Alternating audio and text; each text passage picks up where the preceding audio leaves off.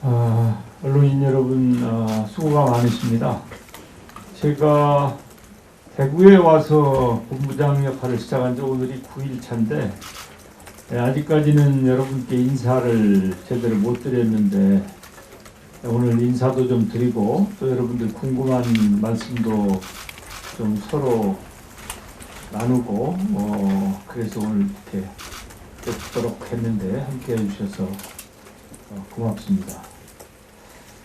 우리 대구 지역에 유례없는 어려움이 이렇게 와서 참 대구 시민들이 겪고 계신 고통을 생각하면 참으로 안타깝고 위로의 말씀을 드리고 싶습니다.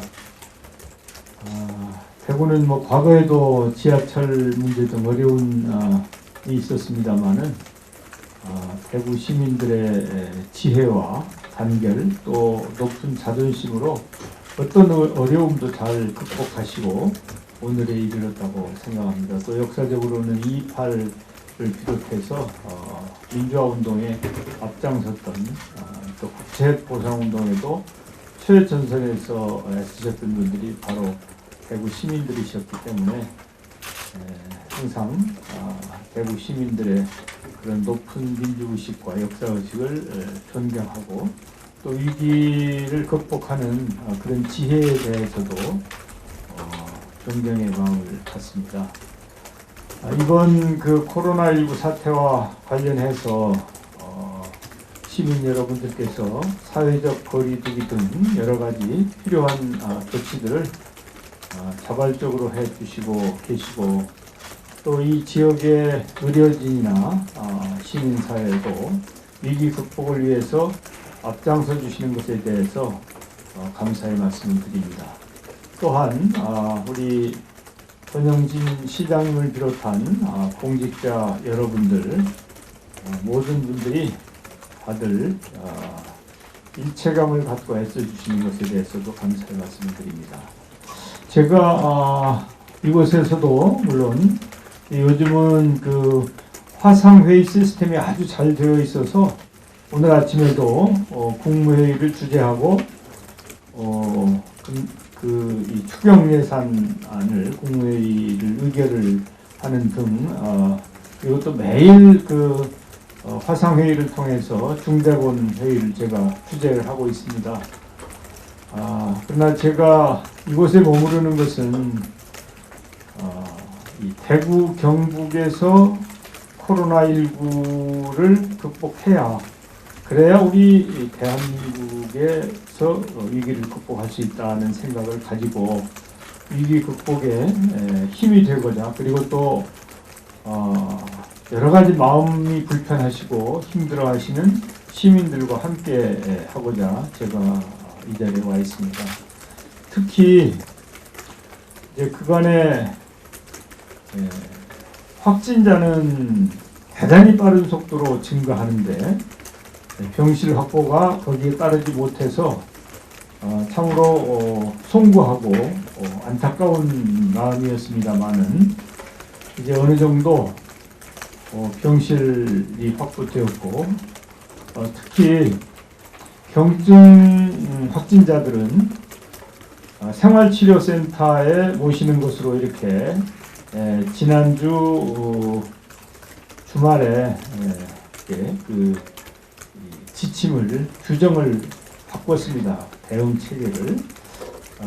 그래서 그간에 그 체계를 바꾸기 한 며칠 전부터 준비를 쭉 해와서 체계를 바꾸면서 바로 입소가 시작이 되었고 또 그 부분도 어느 정도 정돈이 되었기 때문에 여러분들과 함께 말씀을 나눌 수 있는 상황이 된 것 같습니다.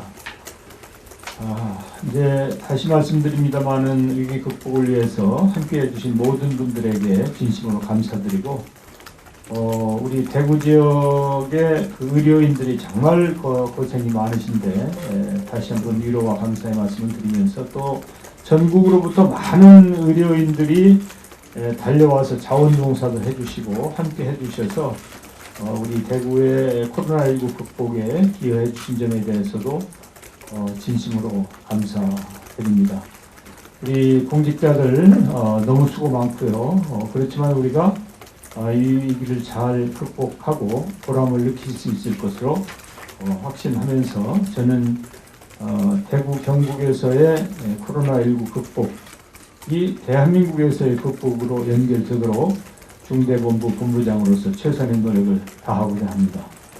모처럼 마련된 자리입니다. 여러분들께서 궁금하신 내용이 있으시면은 질문에 성실하게 응하겠습니다. 이렇게 말씀드리면서 한 가지만 미리 제가 말씀을 드리면 지금 그 가용 병상이 2,360일 병상이 확보되어 있습니다.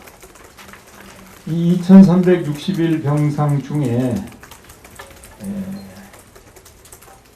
약간의 여분을 남겨놓고 한 2,100분 혹은 2,200명 그 정도를 입원하시도록 할 예정입니다. 왜 이렇게 조금 그 여분을 두냐면 아시는 것처럼 생활치료센터에 경증 환자들이 가 계신데 혹시 거기에 입소하신 분들 중에 병원에 가서 치료를 받으셔야 될 환자가 생길 경우에 즉시 입원이 가능하도록 여유 병상을 한 200병상 정도를 남겨놓고 이렇게 운영할 생각이에요. 그래서 2,361 병상 중에 한 2,100이나 200병상 정도를 채울 예정이고요. 그리고 생활치료센터는 현재 확정된 이제 숫자가 2,907실입니다. 2,907 확진자를 모실 수 있도록 되어 있고요. 거기에다가 지금 예비로 협의 중인 것, 또 예비로 확보를 해놓은 것, 이런 것들을 다 합치면 그보다 훨씬 많은 한 6,000명 정도 또 모실 수 있는 그런 준비를 하고 있다. 일단은 기본적으로 2,361실과 이 생활치료센터 2,907실을 합쳐서 이제 5,000명 이상의 환자를 수용할 수 있는, 모실 수 있는 시설을 가지고 이제 퇴원도 하시고 하는 것으로 해서 이렇게 회전이 가능하기를 기대하는 것이 저의 생각인데, 만약에 그보다 더 환자가 늘어날 경우에도 대비해서 미리 수천실의 예비 병상을 예비 시설을 확보하기 위해서 약속을 받아놓거나 또 협의를 하고 있다, 이렇게 말씀을 드립니다. 그런 토대 위에서 여러분들께서 질문을 해주시면은 성실하게 응대하도록 하겠습니다. 경북일보 박무환 기자입니다. 오늘 오전에 추경을 11조 7천억 정도 의결하셨다고 들었습니다. 이 가운데 대구 경북에 돌아올 예산은 얼마나 되며, 특히 우리 코로나 사태와 관련해서 더 지원될 부분이 있으신지 말씀해 주십시오. 당연히 이제 대구 경북에 지원될 예산도 있고, 또 다른 지역보다 대구 경북을 우선적으로 배려를 해서 추경 예산을 만들었습니다만은 이제 예산이 전국적으로 이렇게 예산이 만들어져 있기 때문에 기재부 예산실에서는 좀 작업을 하면 지역별로 세분이 될 수 있겠습니다만은 저는 그런 정보를 가지고 있지 않습니다. 그래서 그 부분은 일단 국회에서 예산이 통과되면 아마 대구시에서 그리고 경북도에서 그런 걸 취합하고 이렇게 할 수 있을 터이지만 지금 이렇게 각 시도별로 그걸 세분해서 그 예산 심의를 하지는 않았습니다. 그래서 오늘 아침에 이제 추경 예산을 국무회의에서 통과시킨 것은 전체적으로 이렇게 하는 것인데 그 중에 이제 부총리와 예산실에서 예산을 편성을 했는데 부총리가 대구 경북에 특별히 배려를 했다라고 하는 보고가 있었습니다. 그런데 구체적으로 그게 돈이 얼마냐 하는 것을 손에 쥐는 정보는 제가 가지고 있지 않습니다. 혹시 네, 한국일보 전진호 기자입니다. 지금 코로나 사태가 시작되고 난 뒤에 인력과 장비 그리고 병실 부족이 계속 문제가 되어 왔습니다. 공급이 수요를 계속 따라잡지 못해서 저희들 생각에는 방역대책본부의 컨트롤 타워가 제대로 확립돼야 된다는 주장이 굉장히 많았습니다. 그래서 최근에 민주당에서 총선 공약으로 질병관리본부를 처음으로 성격시키자 이런 안이 나왔는데요. 지금 정부에서는 컨트롤 타워를 어떤 형식으로 해야 되는 게 좀 바람직한지, 질병관리본부를 처음으로 하는 게 이게 적합한 안인지 그런 부분에서 한번 말씀해 주십시오. 우리 질본이 그래도 잘 하고 있다고 이렇게 평가를 받고 있는 것 같습니다. 그리고 질본은 아주 독립적으로 이렇게 운영을 하고 있죠. 그리고 또 사스나 메르스를 극복하는 과정에서 쌓은 노하우를 그대로 질본이 발휘를 하고 있다고 생각을 합니다. 그럼에도 불구하고 옛날에 비해서 감염병의 위험이 점점 더 커지고 또 양상도 이번 코로나 사태처럼 급격하게 환자가 많이 발생한다든지 또 신천지 사태와 같은 그런 클러스터라고 얘기를 하는데 이 작은 클러스터가 아니고 엄청난 큰 클러스터가 생기는 등의 이런 사태에 대비하기 위해서는 참으로 역량 있는 컨트롤 타워가 필요하다고 이렇게 판단을 하는 것 같습니다. 그래서 아마 각 당에서 지금도 질본 본부장이 차관급이긴 합니다만은 이 질본을 외청으로 독립시켜야 되는 거 아니냐 이런 얘기를 하고 있습니다. 외청으로 독립이 되면 인사와 예산이 지금보다 본부로 있을 때보다 더 원활할 터이기 때문에 아마 그런 이점이 있을 거라고 생각이 됩니다. 그래서 이제 우리 국민들께서는 지금 코로나19에 대해 대응하는 상황에 대해서 걱정이 크시지만 또 국제적으로는 그래도 한국의 질본이 잘 하고 있다 이런 평가도 받고 있습니다만은 그게 잘하는 것이든 못하는 것이든 간에 아무튼 세계 인류 수준의 방역 기구 컨트롤 타워를 갖추는 것이 필요하다고 보기 때문에 그런 점에 있어서 질본의 위치를 격상한다든지 또 독립기구화한다든지 그런 것은 그 바람직한 현상이다 저는 그렇게 보고 있습니다. 뉴스입니다. 덧붙여서 총리께서 2월 25일 날 대구 오셨습니다. 예. 그때 대구의 그 확진자 수가 499명이었습니다. 그러니까 대구시에서 그때 정상을 1,000개 요구를 했습니다. 그것도 없습니다. 이틀 후에 27일 확진자가 1,000명 넘었고 29일 날 2,000명 넘었습니다. 3월 2일 날 그러니까 어제 어저께 3,000명이 넘었습니다. 이때 지금 사망자가 16명이었고 그 병상날이 굉장히 과정되고 자가 대기자가 엄청나게 많은데 3월 2일 날 이때서 3,000명 넘었을 때야 그 정부 대응 지침이 변화가 생겨서 생활치료시설이 처음으로 지정됐습니다. 대응이 너무 늦지 않았습니까? 그 와중에 또 많은 자가 대기자들이 사망했습니다. 그 숫자의 변화만 보면 뭐 대응이 늦었다 이렇게 판단할 수 있다고 생각합니다. 근데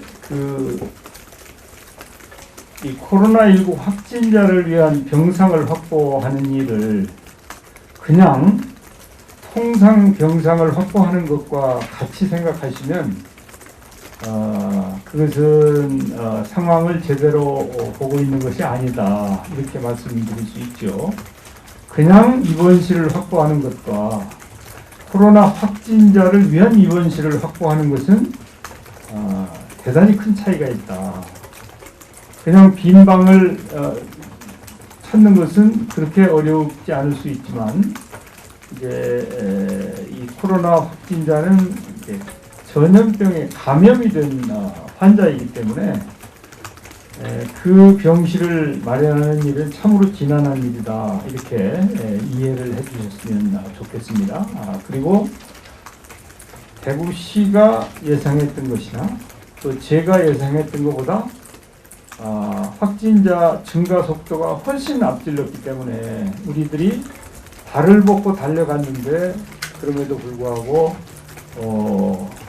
계속 그 확진자가 쌓이는 상황이 벌어졌기 때문에 원래 확진자들을 모두 병실에 모셔서 이렇게 치료를 하려고 하던 계획을 수정할 수밖에 없었고, 그런데 그런 일대 수정을 하려면 그냥 누구 한 사람이 결정할 수 있는 것이 아닙니다.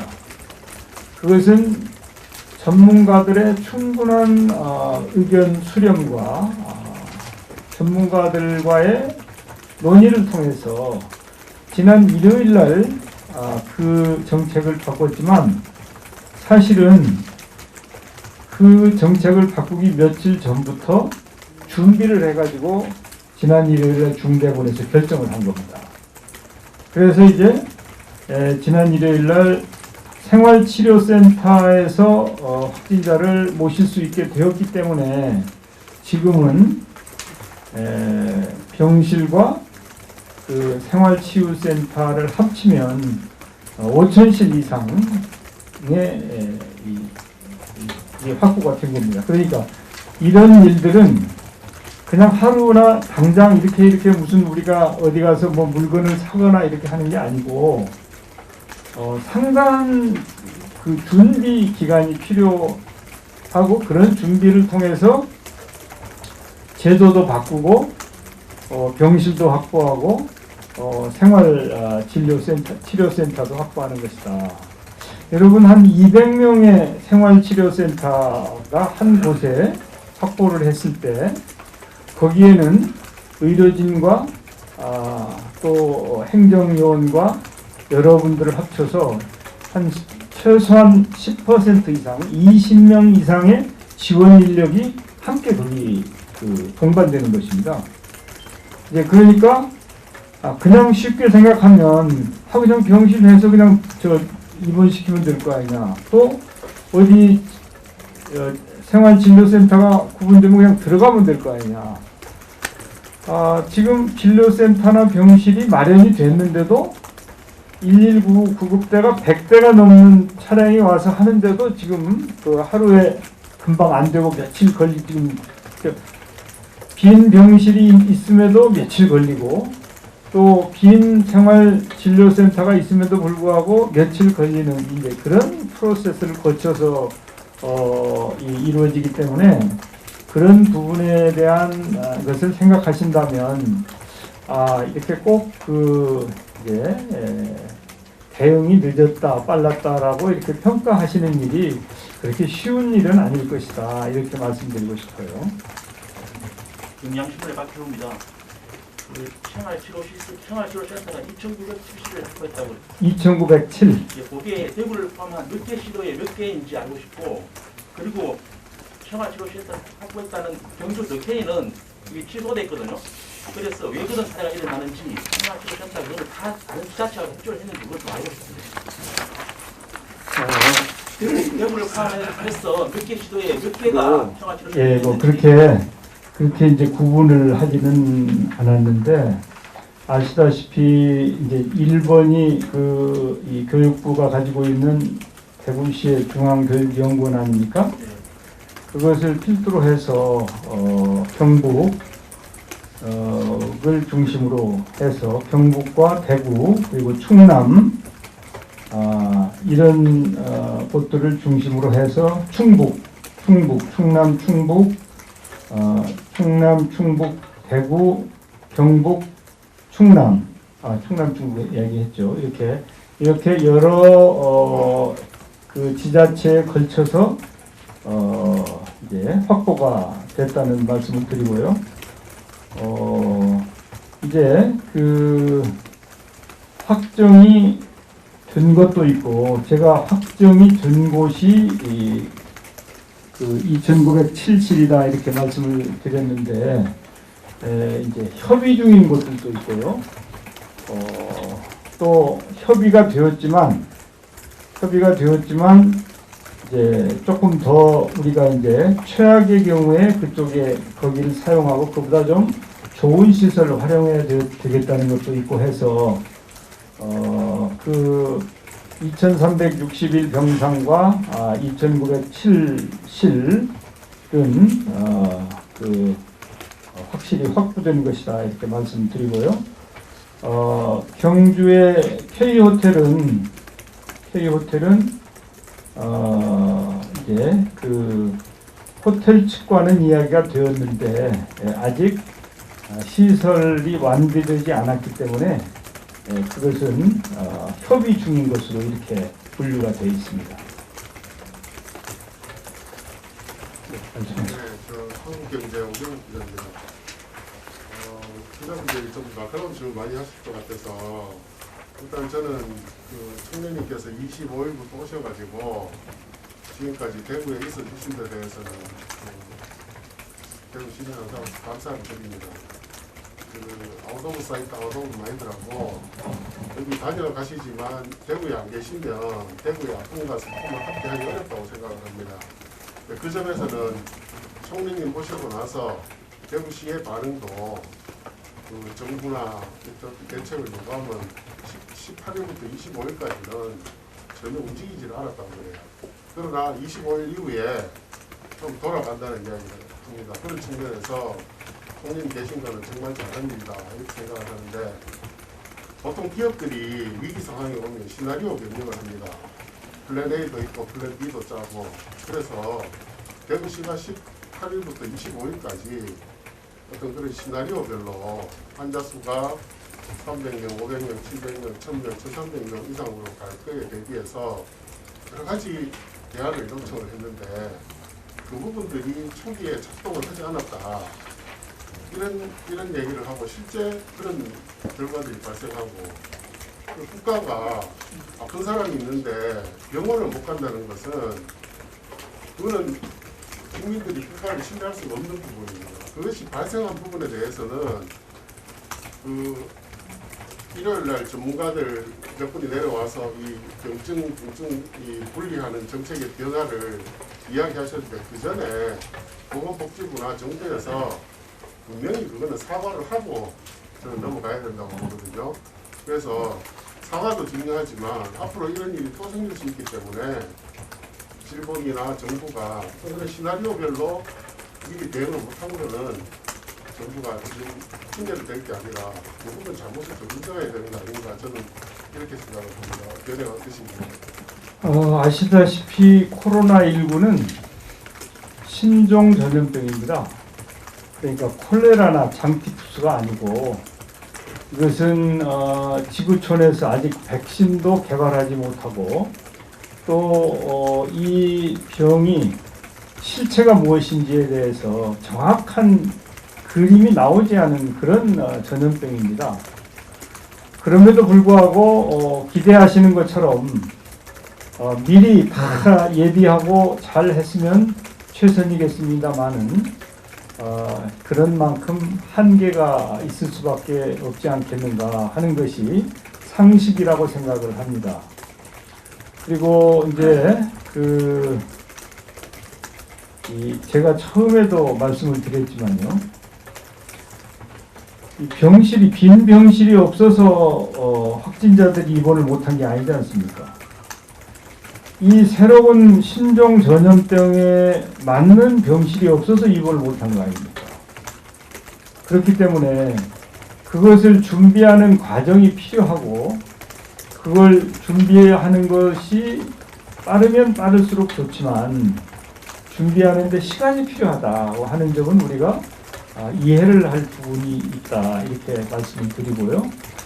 이제 제가 보기에는 그렇습니다. 이 코로나19를 대응함에 있어서 정부나 지자체나 의료계나 이렇게 이 세 축이라고 보는데 뭐 누구는 더 좀 잘 대처하고 그렇지 못하고 할 수 있겠지요. 그런 부분은 이제 이 코로나19를 우리가 극복하고 나서 하나하나 복귀하면서 제대로 평가하고 또 앞으로는 어떻게 더 잘할 것인가를 고민할 필요가 있다 이렇게 생각합니다. 그래서 지금은 그걸 평가하기에는 좀 너무 이르다. 그리고 우리가 그걸 평가하고 있을 시간도 없다. 지금은 코로나19를 극복하기 위해서 잘 대처하고 준비하는 것이 지금은 꼭 우리가 해야 될 일이다. 저는 그렇게 생각합니다. 네, 새로운 윤희 기자입니다. 마스크 질문 드릴게요. 마스크 원래는 하루에 하나씩 쓰라고 공고를 했다가 지금 기준이 좀 바뀌었지 않습니까? 3일에 하나 써도 괜찮다. 그리고 오늘 당정청 발표에서 마스크 없이도 하셨는데요. 이런 게 자꾸 바뀌면서 국민들 혼란을 많이 겪는데 총리님이 들었을 때 국민들이 혼란스러워하는 거 어떤지 입장이 좀 궁금하고요. 또 국민들에게 마스크 사용 관련해서 메시지 주실 거 있는지. 예. 그 마스크를 원래 우리가 잘 안 썼었어요. 그런데 이제 모든 산업이 그렇죠. 수요가 있어야 공급을 하잖아요. 그래서 우리 대한민국에서 마스크를 생산하는 시설이 있고 또 그 마스크를 생산하기 위해서는 원자재가 있어야 돼요. 그런데 작년 12월이나 1월 달에 마스크 생산을 한 500만 장 정도 했어요. 네? 그리고 그 마스크 공장이 풀로 돌아가지가 않고 또 원자재도 조금 재고가 좀 있었어요. 그런데 이 마스크 수요가 갑자기 늘어난 거예요. 원래 작년 12월부터 마스크 수요가 좀 늘다가 1월 달에 평시보다 좀 마스크 수요가 늘었어요. 그랬는데 신천지 사태가 생기면서 급격하게 증가한 거예요. 만약에 코로나19가 없었으면 우리는 아무도 지금 마스크를 안 쓰고 있을 거 아닙니까? 그래서 평소에 마스크 공장들이 오늘과 같은 상황을 대비해서 생산 여력을 가지고 있지 않은 거예요. 그러니까 근본적인 문제는 마스크는 수요와 공급이 매치하지 않는 거예요. 그러니까 상당한 정도의 수요 초과 현상이 벌어지고 있는 것이거든요. 문제는 거기에서 발생하는 겁니다. 그래서 이제 정부에서는 수요가 급격하게 늘었으니 어떻게든지 공급을 늘려보자 하는 노력을 열심히 했죠. 그래가지고 500만 장이던 그 능력이 1000만 장으로 늘었어요. 1000만 장으로 늘어서 괜찮을까 했는데 1000만 장 가지고도 안 되는 거예요. 왜냐하면 우리가 5천만 명 아닙니까? 그 중에 한 1500만 명이나 2000만 명이 마스크를 하루에 한 장씩 사고 싶어 한다면 그러면 뭐 태부족 아닙니까? 이 수요와 공급이라고 하는 것은 약간의 편차만 있어도, 그러니까 약간의 수요, 초과 수요만 있어도 그게 시장에서는 굉장히 힘들게 반응하는 거거든요. 그래가지고 다들 비축하고 싶어 하는 것이죠, 또. 그래서 근본적인 문제는 수요와 공급의 불균형 때문에 초래된 것인데, 그럼에도 불구하고 정부는 그 문제를 해결해야 될 책임이 있어요. 이유가 있지만 이유는 차치하고 결과로 보여줘야 되는 게 정부죠. 그런 차원에서 저나 장관이나 심지어는 대통령께서도 유감 표시를 하신 거 아니에요. 네? 국민의 수요에 부응하지 못했기 때문에. 그래서 이제 과거에는 수출도 많이 하고 그랬었는데 수출도 금지하고, 또 원래는 우리나라는 시장 경제를 하는 나라 아닙니까? 그런데 그걸 정부에서 인수를 해서 공적 유통망을 통해서 50%는 유통하는 고시를 지난주 화요일 날 제가 국무회의에서 통과시켜서 그걸 목요일부터 시행을 했는데, 이제 그것도 이제 잘 작동하지가 않아서, 이런 상태에서는 이제 두 가지 대책이 필요하겠다. 첫째는 정부가 개입을 좀 더 할 수밖에 없다. 그래서 정부가 개입을 해서 꼭 필요한 사람한테 우선적으로 공급한다. 예를 들어서 의료진은 100% 다 공급을 해야 돼. 아무리 모자라도 의료진한테는 100% 공급을 해야 됩니다. 또 산업 현장에 노동자는 공급을 해야 되잖아요. 네?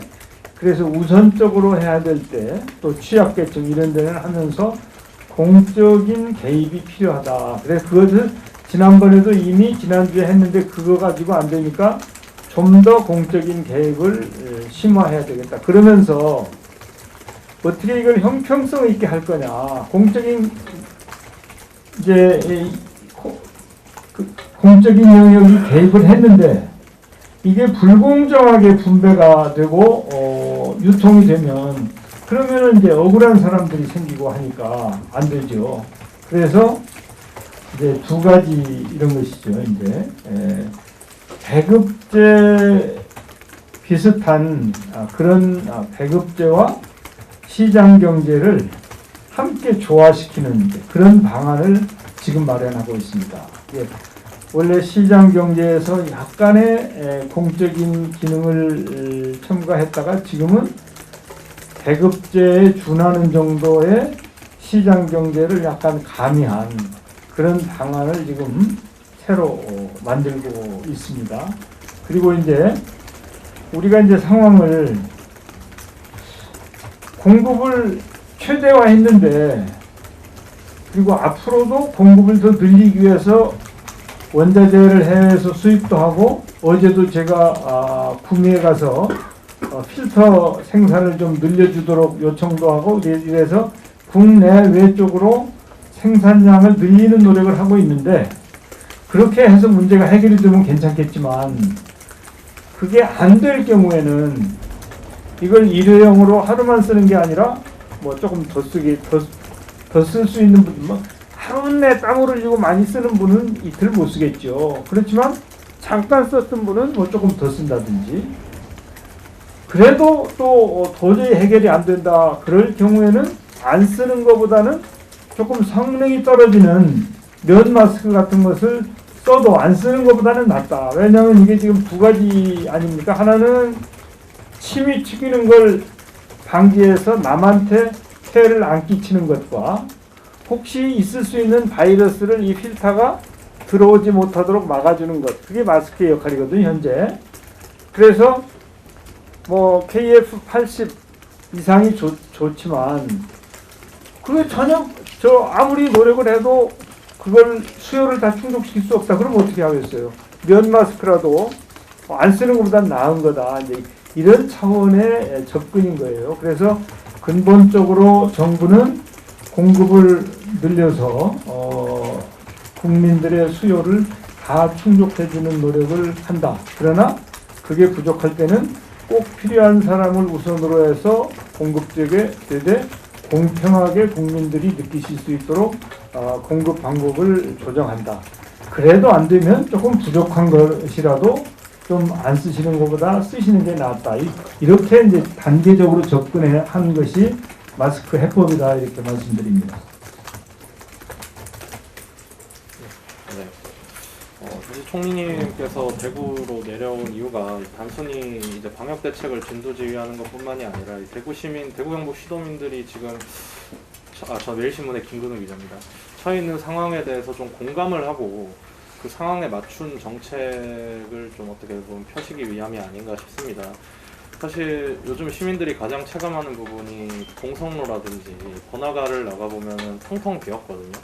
그리고 음식점이라든지 카페도 거의 태반 이상이 지금 문을 닫고 아무래도 뭐 사회적 거리두기를 하고 있으면서 어쩔 수 없는 부분이긴 합니다만 자영업자들의 피해 같은 부분이 굉장히 많은 거를 총리님께서도 대구에서 지금 일주일 넘게 생활을 하시면서 많이 체감을 하실 것 같습니다.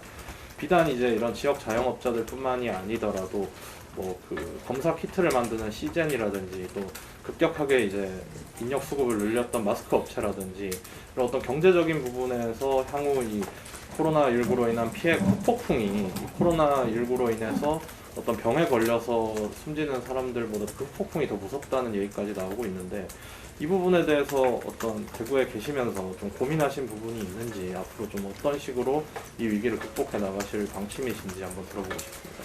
예, 정부나 저는 원래 신천지 이전에 뭐 하루에 뭐 1명 발생하고 3명 발생하고 그럴 때는 이 감염병, 전염병도 극복하고 경제에 대한 피해도 최소화하는 소위 말하는 두 마리 토끼를 동시에 잡는 것이 목표였어요. 그런데 신천지 사태가 나고 나서 급격하게 확진자 수가 늘어나고 또 위기 대응 수준을 심각으로 격상하면서 국민의 생명과 안전 이게 최선이다. 그게 1순위다. 그리고 다른 문제는 그 다음에 극복하는 거다. 그러니까 두 마리 토끼에서 한 마리 토끼를 우선 잡고 다른 한 마리는 차후에 잡을 수밖에 없다. 이렇게 이 상황에 따라서 바뀐 거예요. 그래서 지금은 대구시에 시민들이 막 많이 나오시면 그러면 안 되죠. 왜냐하면 코로나19를 극복하는데 그러면 방해가 되거든요. 그러니까 가능하면 댁에 계셔야 돼요, 지금은. 그래서 감염병을 극복하고 나면 중앙정부와 지방자치단체와 우리 시민이 다시 손잡고 경제를 활성화하고 자영업자들이 다시 생활의 터전을 복구하고 국민들이 살아나가실 수 있도록 그것은 그때 함께 노력하면 극복할 수 있는 일이다. 그래서 이제 지금 추경을 하는 것도 사실은 이 코로나19 때문에 고통을 받는 그런 계층이나 국민들에게 뭔가 이 도움의 손길을 주겠다는 것이죠. 예? 그 다음에 이제 일단 그런 노력을 통해서 코로나19가 극복이 되고 나면 그때 또 잘 평가해서 정부가 뭘 어떻게 도와줘야 될지, 지방자치단체와는 어떻게 협력을 해야 될지, 또 필요하면 예산을 어떻게 지원해야 될지, 그때 이제 거기에 맞는 맞춤형 정책을 실천할 거란 말이죠. 그래서 예를 들면 지금 마스크가 이렇게 없지만 대구, 경북은 우선적으로 좀 배정을 하잖아요. 우선적으로. 그게 뭐 작은 것일 수 있지만 뭐 그런 것이죠. 그리고 또 이 코로나19를 극복하고 나서 봤더니 대구, 경북의 경제가 재활됐더라. 그러면 중앙정부가 그 경제를 다시 활성화시키기 위해서 차별화된 다른 지역보다는 더 강력한 그런 지원 대책이나 활성화 대책을 세울 터이죠. 그런 식의 생각을 하는 것이 저는 적절한 거다 이렇게 봅니다. 아니 제가 모두의 추경에 대해서 말씀을 드렸는데 추가 질문을 한 개 더 드리겠습니다. 총리님께서는 기자간담회에 있으신 줄 참모진도 알았을 때고 하는데 대구 경북에 얼마나 배정이 되는지 파악을 못 하셨다고 하셨는데 특별히 배정이 됐다고 기재부에서 말씀을 하셨다고 하시는데 이거는 좀 더 파악을 하셔서 보좌진들은 파악을 하고 있을 거라 생각합니다. 그 너무 많이 배정돼 가지고 막 답을 못 하시는지 아니면 너무 적게 배정이 돼가 답변을 못 하시는지 좀. 이 정부의 오늘 이제 이게 그 추경 내용이거든요. 이것은 안입니다. 안. 이것이 국회 심의 의결을 거쳐야 되는 거거든요. 그래서 지금까지 이 11조 7천억의 추경을 시도별로 나누어서 그걸 이렇게 뭐 얼마 하겠습니다라고 하는 것이 저는 적절하지 않다고 봅니다. 이게 통과가 되고 나서 그리고 또 심의하는 과정에서 이제 그 예결위원들이 대구 경북에서도 예결위원들이 나오죠. 국회에서 심의를 하면서 이제 그걸 나눠 보기도 하고 이러는 것이지 지금 이게 뭐 무슨 경영 지원 자금이다, 소상공인 경영 부담 경감 이런 것들이 지금은 정확하게 나눠지지가 않아요. 그런데 통계를 정확하지 않은 통계를 제시하는 것은 아주 지혜롭지 못한 거예요. 나중에 조금만 틀려도 그거 가지고 이걸 통계라고 내놓냐 일국의 총리가 그러니까 그런 거 안 내놓는 게 옳은 것이죠. 예, 그래서 뭐 글쎄 무슨 취지로 그런 질문을 하시는지는 잘 모르겠습니다만은 저는 지금 그건 뭐 저 어느 누구도 정확하게 대구시에 관계되는 예산이 요거다라고 가지고 있는 사람은 예산실의 직원도 그건 가지고 있지 않습니다. 그렇기 때문에 지금 그것을 저는 확인하려고 하시는 것은 조금 기다리시면 지금 우리가 이걸 17일 날까지 통과시킬 목표거든요. 3월 17일까지. 그러면 통과가 되고 나서 그러면 이제 그때쯤 되면 대구시청이 분석이 가능합니다. 그때 대구시청에서 왜 대구가 이렇게 어려운데 왜 대구는 이렇게 배려가 작냐 크냐 하고 말씀을 하실 수는 있지만 지금은 이제 적절한 시점이 아닌 것 같습니다. 시간 관계상 마지막 질문으로 가겠습니다. 네, MBC 권윤수 기자입니다. 지금 의료 현장에서는 방호복이나 마스크 같은 의료용품이 좀 부족하다고 합니다. 그래서 오늘 오전에 대구시 브리핑에서 일부 기자들이 그런 질의를 했었는데 대구시에서는 중앙정부와 협의해보겠습니다 하고 뭐 속편한 답을 주지는 못하고 있더라고요. 혹시 의료용품 부족 현상에 대해서 인지를 하고 계신지, 인지하고 계시다면 뭐 대책은 어떻게 세우고 계신지 궁금합니다. 예, 이제 몇 가지가 있죠. 레벨 D를 필요한 용품, 이제 지금까지 비축했던 용품을 많이 활용을 했으니까 재고가 상당히 줄어들었죠. 거기에 맞추어서 정부는 다른 것은 몰라도 의료 인력을 위한 이 필요한 장비가 쇼티지가 생기면 그러면은 그 환자들을 돌볼 수가 없잖아요. 그래서 제가 마스크 대책을 세울 때도 의료용은 100%를 보장해라. 응? 그래서 저는 이제 의료용 마스크가 있는데 혹시 제때 배달이 안 돼서 문제가 생길 수는 있지만 예를 들어서 마스크 같은 것은 100% 하는 것이고요. 또 다른 장비도 수입을 하기도 하고 또 이 국내에서 생산을 독려하고 해서 지금까지는 이제 의료용으로 필요한 장비들은 큰 무리 없이 뭐 넘치지는 않겠지만 큰 무리 없이 조달할 수 있는 것으로 그렇게 확인을 하고 있습니다.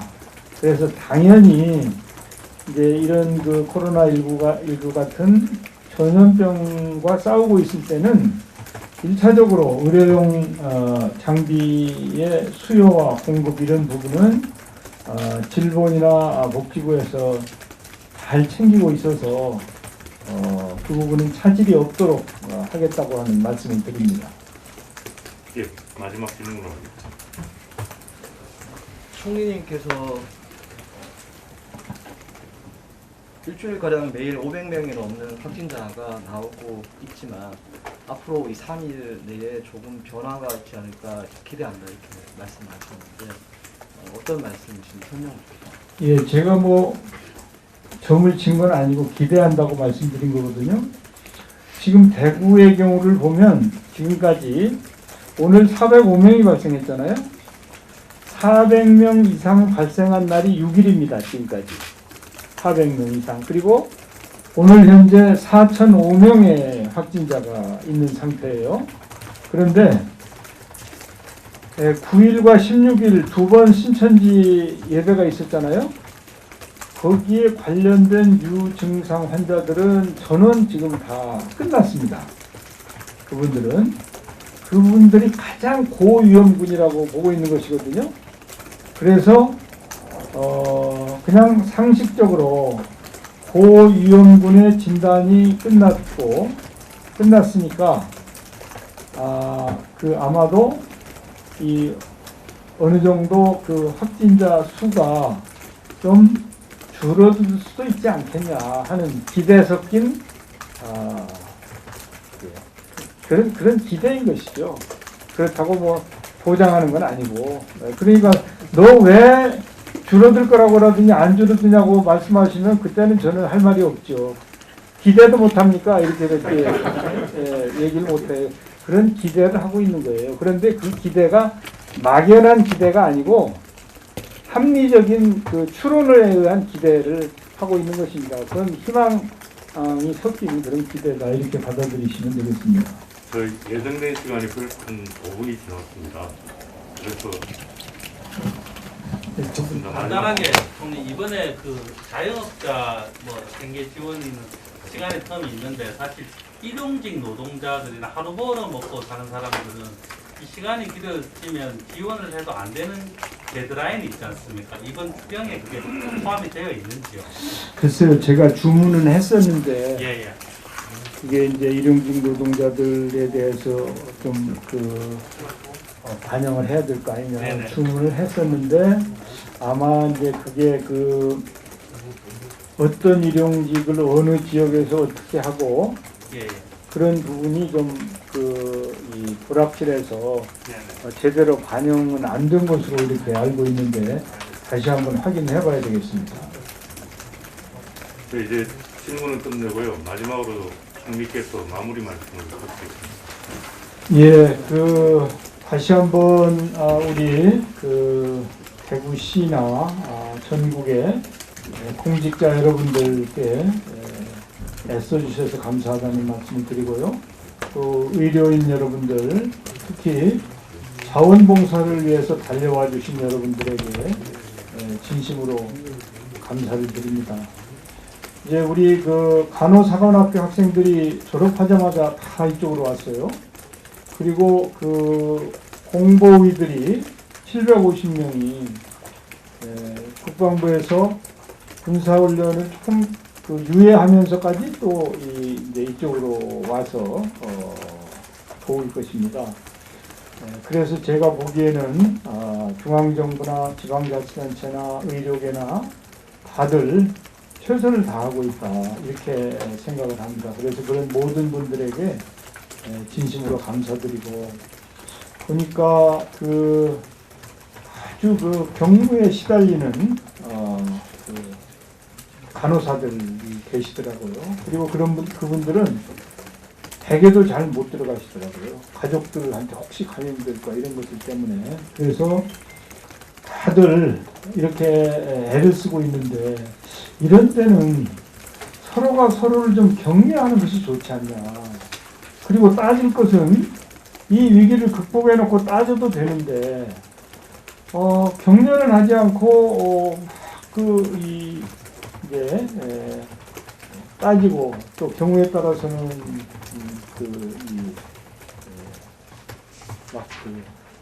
공격도 하고 그런 것들은 좀 아쉬움이 있어서 앞으로 우리가 좀 힘을 모아서 일단 위기를 극복하고 그리고 나서 좀 그런 건 따졌으면 좋겠다 그런 기대도 있고요. 이제 저는 이번에 우리 대한민국이 정말 이 위기를 제대로 잘 극복하는 수범 사례가 되었으면 좋겠습니다. 그리고 이제는 과거에 그 사스, 메르스 또 코로나 이것을 겪으면서 이 국가적인 차원에서도 시스템이 잘 정비되고 또 지방자치 차원에서도 이런 그 위기에 대응하는 그런 체제가 제대로 잘 정비되어서 국민들께 걱정을 좀 덜 끼쳐드리는 그런 선진 대한민국이 되었으면 좋겠습니다. 모든 분들 다 감사드리고요. 정부는 최선을 다해서 위기를 극복하기 위해서 노력하겠습니다. 함께해 주신 언론인 여러분들 고맙습니다. 감사합니다. 총리 죄송합니다. 중앙일보인데요. 무감염 인증제 제안하셨는데 그거 보건당국이 논란 소지가 많다 이렇게 얘기하시는데 그거 한 말씀만 좀 보여주시죠. 죄송합니다. 이제 저는 원래 비즈니스맨 출신이에요. 종합무역상사 출신인데 우리 기업인들이 코로나를 극복하는 것은 공직자나 의료계나 이런 데서 하더라도 우리 기업인들은 기업 활동을 제대로 할 수 있어야 된다고 생각해요. 그런데 이 코로나 통계 때문에 입국이 거절되거나 또 그 해외여행에 불편을 초래하는 경우 그래서 경제활동에 차질이 있어서는 안 되지 않겠느냐. 그래서 그런 경우에 이런 방법도 한번 고려해 볼 만하지 않느냐 하고 제가 제안을 한 거예요. 그래서 단 한 사람의 기업인이라도 그런 제도를 통해서 여행의 어려움을 피할 수 있고 그래서 또 국민 경제에 기여할 수 있다면 그러면 좋겠다 싶어서 제안을 했는데 일단은 이제 미국에서 한국인들이 미국에 오면서 좀 건강 체크를 좀 제대로 하고 왔으면 좋겠다 하는 그런 그 요구를 했지 않습니까? 그런 것들하고도 일맥상통하는 거예요. 그리고 이제 우리 외교부에 제가 오래전부터 계속 주문을 했죠. 혹시라도 있을 수 있는 이런 문제를 미리미리 외교적인 노력을 선제적으로 펼쳐달라. 그래서 그런 노력을 많이 펼치고 있는데 이제 그래서 저는 이제 기업인 출신으로서 기업 활동을 원활하게 할 수 있도록 이제 그런 제안을 했던 거예요. 그래서 그런 부분이 이제 뭐 그대로든 아니면 변형된 형태든 우리가 아무것도 안 하는 것보다는 무언가 하려고 노력하는 것이 바람직하지 않나. 그런 차원에서 제가 그냥 개인적인 경험 이런 것을 토대로 해서 제안했던 것이에요. 그걸 해라라고 명령을 한 게 아니고 이런 거 좀 검토해보자 이렇게 했던 거니까요. 이제 아마 검토 결과 유효한 데가 있으면 그런 데 써먹을 터이고 그렇지 않으면 폐기해도 괜찮고 그런 것입니다.